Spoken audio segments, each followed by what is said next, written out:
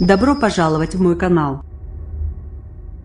Au moins 6 personnes sont mortes au cours des manifestations qui agitent l'Iran depuis jeudi.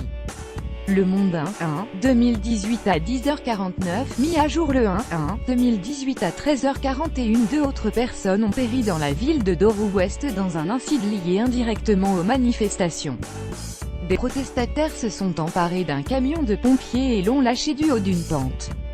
Il a percuté un véhicule et les deux passagers ont été tués, a déclaré le préfet de la ville à la télévision d'État. Samedi soir, 2 personnes avaient également été tuées dans cette même ville, mais le vice-gouverneur de la province avait affirmé que les forces de l'ordre n'avaient pas tiré sur les manifestants. Pour la 4e nuit d'affilée, les Iraniens sont de nouveau descendus dimanche soir dans la rue dans plusieurs villes du pays dont Téhéran pour protester contre le pouvoir et les difficultés économiques. Selon des vidéos mises en ligne par les médias iraniens et les réseaux sociaux, les manifestants ont attaqué et parfois incendié des bâtiments publics, des centres religieux et des banques ou des sièges du Basij, milice islamique du régime. Les manifestants ont aussi mis le feu à des voitures de police. Lire aussi Iran. Le président Rouhani sur la corde raide face aux manifestations. Rouhani menace les fauteurs de troubles et hors-la-loi. Les violences de dimanche soir ont eu lieu malgré un appel du président Hassan Rouhani au calme. Dans un discours diffusé à la télévision nationale dimanche soir, le chef de l'État a tenté à la fois de ménager les manifestants et ses propres adversaires conservateurs.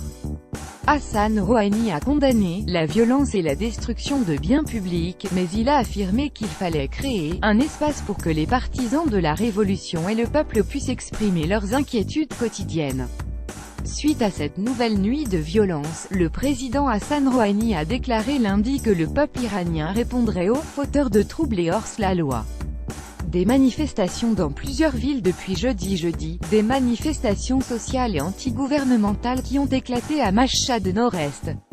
Les manifestants chantaient des slogans contre la corruption et la situation économique du pays, étranglé par les sanctions internationales qui restent en place malgré l'accord sur le dossier nucléaire de l'Iran, et contre le président Hassan Rouhani.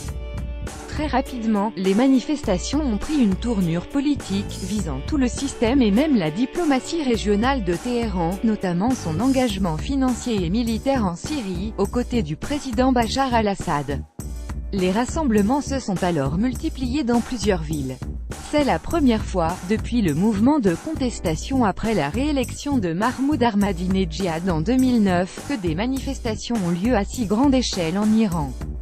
Selon le vice-préfet de la capitale, Ali Asghar Nasserbakht, 200 personnes ont été arrêtées à Téhéran depuis jeudi. Certaines ont été remises à la justice et plusieurs étudiants ont été libérés et remis à leurs familles.